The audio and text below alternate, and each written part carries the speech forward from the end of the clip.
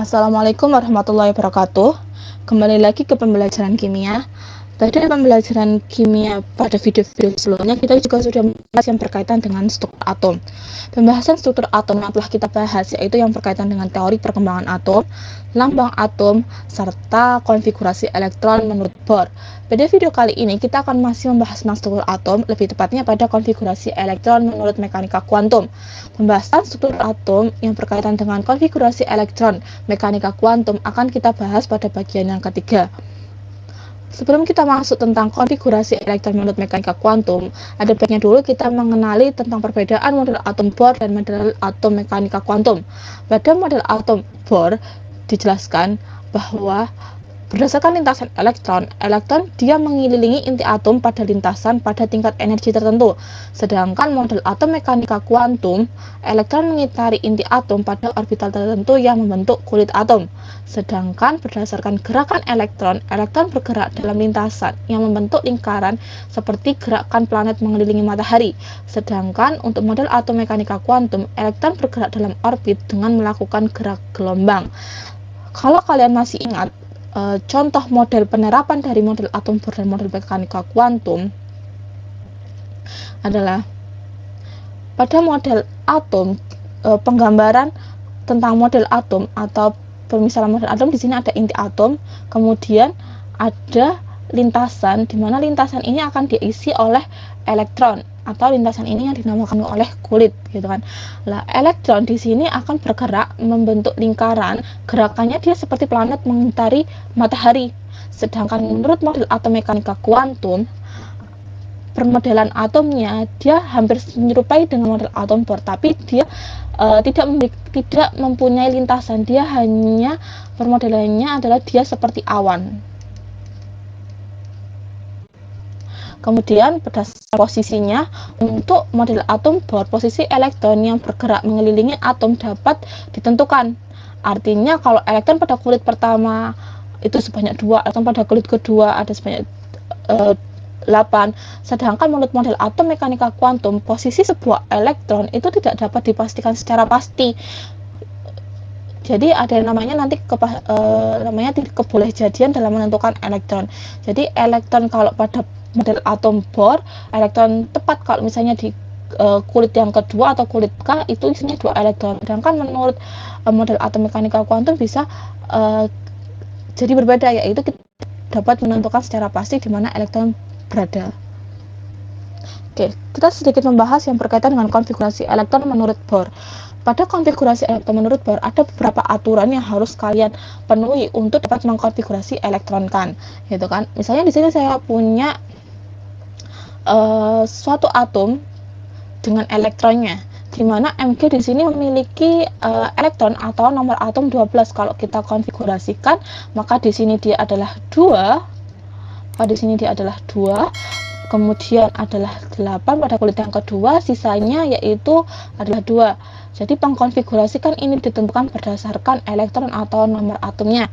Kemudian kalau Sr38, kalau kita konfigurasikan, pada kulit pertama ada 2 elektron, pada kulit kedua ada 8 elektron, pada kulit ketiga harusnya diisi 18 kan, berarti kita isi 18.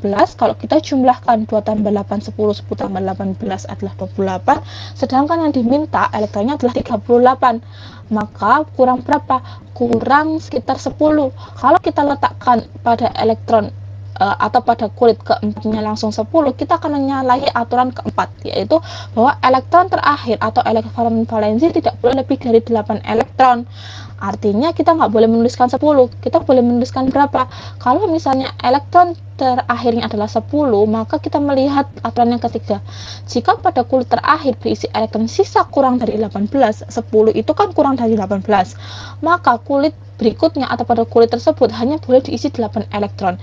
Sehingga di sini kita isi 8 elektron, sisanya 2-nya di mana? Sisanya 2-nya kita letakkan di kulit selanjutnya. Jadi 2. Sehingga elektron terakhir tidak lebih dari 8 elektron. Kemudian 56Ba kalau kita konfigurasikan di sini adalah 2, pada kulit pertama adalah 2, pada kulit kedua adalah 8, pada kulit ketiga adalah 18. 2 tambah 8 10 tambah 18 28, 28 56, berarti kurang 28 lagi. Kalau kita tuliskan di sini adalah 32, ya kan? Kalau kita tuliskan 32 itu lebih, itu kurang. Kalau kita tuliskan 32 terlalu berlebihan, ya kan? Hanya kurang 28 elektron. Sehingga aturan yang kedua bilang bahwa jika pada kulit terakhir berisi elektron sisa kurang dari 32, kulit berikutnya hanya diisi 18 elektron. Berarti sini kita isi 18 elektron.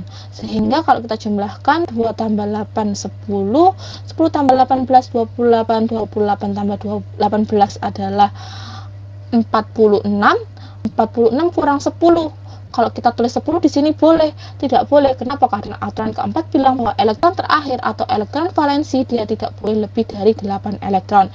Kemudian kalau 10 itu kurang dari 18, aturan ketiga bilang bahwa jika pada kulit terakhir berisi elektron sisa kurang dari 18, kulit berikutnya hanya diisi 8 elektron. Sehingga di sini kita tulis 8 elektron, sisanya di kulit sebelumnya sebanyak 2 atau di kulit yang ke P ini. Kemudian kalau misalnya atom tapi dia memiliki muatan, contohnya adalah ini S, dia punya nomor atom atau elektron nomor atom 16 tapi dia punya muatan 2 min. Kalau kita ingin menentukan elektronnya, berarti kita harus tahu dulu berapa jumlah elektronnya. Kalau muatannya minus, berarti elektronnya sama dengan 16 ditambah 2 adalah 18. Sehingga yang kita konfigurasikan adalah 18. Di sini 2, di sini 8, 10, kemudian yang terakhir adalah 8 karena jumlahnya harus 18 elektronnya. Ini adalah sedikit mereview mengenai konfigurasi elektron menurut Bohr. Oke, sekarang kita akan masuk berkaitan konfigurasi elektron menurut mekanika kuantum. Konfigurasi elektron itu adalah penggambaran atau penataan elektron dalam suatu atom sesuai dengan tingkat energi atau subenerginya. Kemudian, tadi kita sudah pernah membahas atau tadi sudah sedikit menyinggung yang berkaitan dengan orbital. Apa sih itu orbital? Orbital itu adalah tempat ditemukannya elektron atau tempat elektron berada. Dia tempatnya di mana? Di sekitar inti dengan kebolehjadian terbesar untuk menemukan elektron. Tadi sudah saya bilang bahwa posisi elektron dia tidak dapat ditentukan, yang bisa ditentukan adalah kebolehjadian dalam menentukan elektron. Oke, apa yang harus dilakukan dalam mengkonfigurasi elektron menurut mekanika kuantum? Ada yang namanya bilangan kuantum. Bilangan kuantum adalah bilangan yang digunakan untuk menjelaskan posisi elektron pada suatu atom. Macam-macam bilangan kuantum. Yang pertama ada bilangan kuantum utama. Di sini dia dilambangkan N untuk menyatakan kulit atom. Sekilas dia mirip dengan konfigurasi elektron menurut Bohr. Kalau di konfigurasi elektron menurut Bohr, kita mengenal ada N sama dengan 1 adalah K, N sama dengan 2 itu adalah L, N sama dengan 3 adalah M, N sama dengan 4 adalah N gitu. Sama di bilangan kuantum utama dilambangkan dengan N, dia menyatakan kulit atom. Yang kedua ada yang namanya bilangan kuantum azimut atau yang dilambangkan dengan L. Dia untuk menyatakan subkulit atom. Apabila kulit N atau N sama dengan 1, dia hanya punya 1 L, yaitu L sama dengan 0. Subkulitnya adalah, lambangnya adalah S. Sedangkan kalau N sama dengan 2, dia punya 2 L, yaitu L sama dengan 0 dan L sama dengan 1. Kalau L sama dengan 0, subkulitnya dia adalah S. Kalau L sama dengan 1, dia subkulitnya adalah P. Kemudian kalau pada kulit yang ketiga atau N sama dengan 3, atau pada kulit M, dia memiliki 3 L, yaitu L sama dengan 0, L sama dengan 1, dan L sama dengan 2. Di mana L sama dengan 0 itu subkulitnya adalah S, L sama dengan 1 subkulitnya adalah P, L sama dengan 2 subkulitnya adalah D. Pada N sama dengan 4, berarti dia punya 4 L, yaitu pada L sama dengan 0, L sama dengan 1, L sama dengan 2, L sama dengan 3. Kalau L sama dengan 0 adalah S, L sama dengan 1 adalah P, L sama dengan 2 adalah D, dan L sama dengan 3 adalah F. Yang ketiga adalah bilangan kuantum magnetik atau M kecil untuk menyatakan orbitalnya atau tempat elektron berada. Di sini sudah saya klarifikasikan atau sudah saya gabungkan, apabila dia terdiri dari kulit atau N sama dengan 1, dia memiliki L-nya cuma 1, yaitu L sama dengan 0 pada subkulit S. Orbitalnya bagaimana? Orbitalnya itu adalah M. Berapa? Yaitu adalah 0. Artinya orbital di sini dilambangkan dengan sebuah kotak. Kotak ini adalah tempat elektron nanti berada gitu. Jadi sama kita asumsikan bahwa adalah ini kamar dari elektron berada. Kamar ini untuk N sama dengan 1, L sama dengan 0 dengan subkulit S, dia memiliki harga kamar atau harga tempat elektron berada tersebut adalah 0.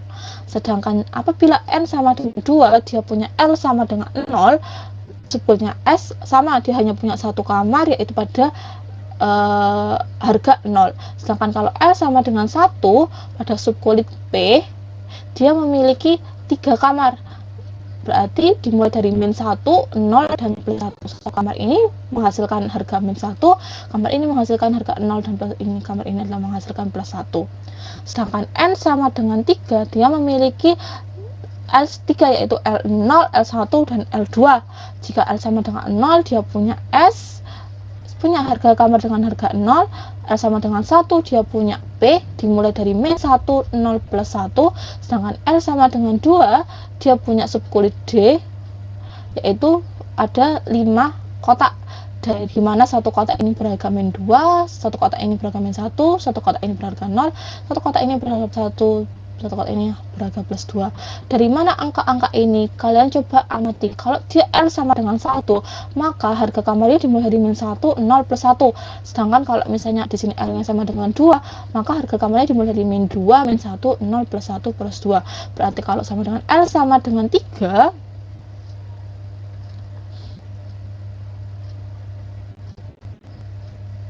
kalau misalnya di sini ada L sama dengan,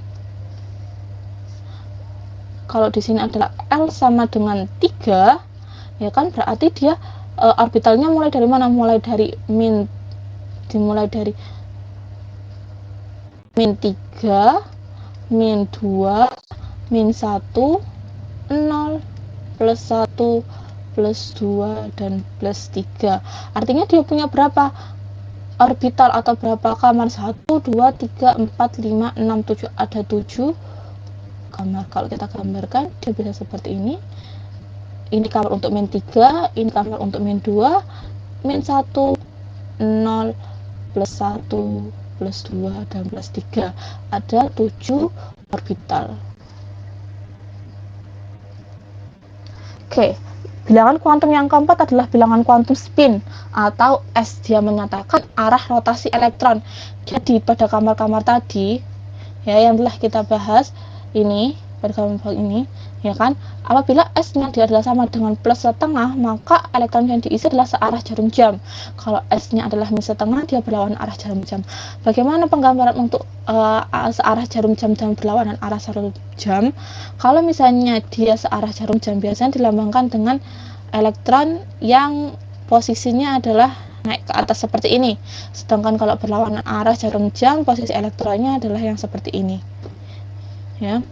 Kemudian apa gunanya bilangan kuantum spin pada penggambaran ini? Jadi orbital ini kan isinya tempat atau elektron berada, ya kan? Nah, elektron itu nanti diisi oleh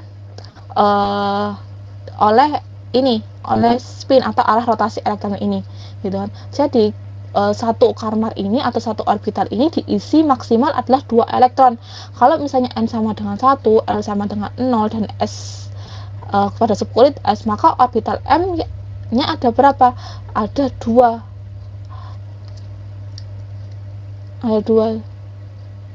elektron, yaitu yang searah jarum jam dan yang berlawanan arah jarum jam. Sehingga dapat dikatakan pada subkulit S itu hanya boleh diisi 2 elektron. Kemudian ini pada N sama dengan 2, L sama dengan 0, dan S sama satu orbital ini hanya boleh diisi 2 elektron, yaitu pada elektron yang searah jarum jam dan yang berlawanan arah jarum jam. Sehingga yang ini juga S pangkat 2, artinya pada subkulit S dia memiliki 2 elektron. Pada subkulit P, karena satu kotak atau satu orbital dia memiliki 2 elektron, sehingga kalau saya pengisiannya adalah seperti ini. Satu kotaknya dia isi 2, kalau misalnya ada 3 berarti kan isi 6, berarti pada subkulit P maksimal yang boleh diisi itu adalah 6 elektron. Sedangkan ini sama diisi 2 elektron, sehingga pada subkulit S dia memiliki 2 elektron maksimal yang boleh diisi. Pada subkulit P dia yang boleh diisi ada berapa? Ada 6, mengikuti ini ya kan, yang searah jarum jam, kemudian yang berlawanan arah jarum jam, hingga jumlah elektron yang diisi adalah 6. Sedangkan pada kulit D, karena dia punya 5 kotak, maka yang searah jarum jam,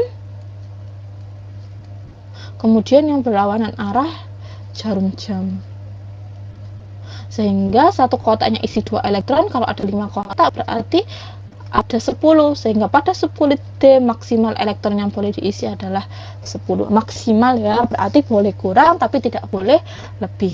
Satu kotak atau satu orbital hanya boleh diisi 2 elektron, yaitu elektron yang searah jarum jam dan elektron yang berlawanan arah jarum jam.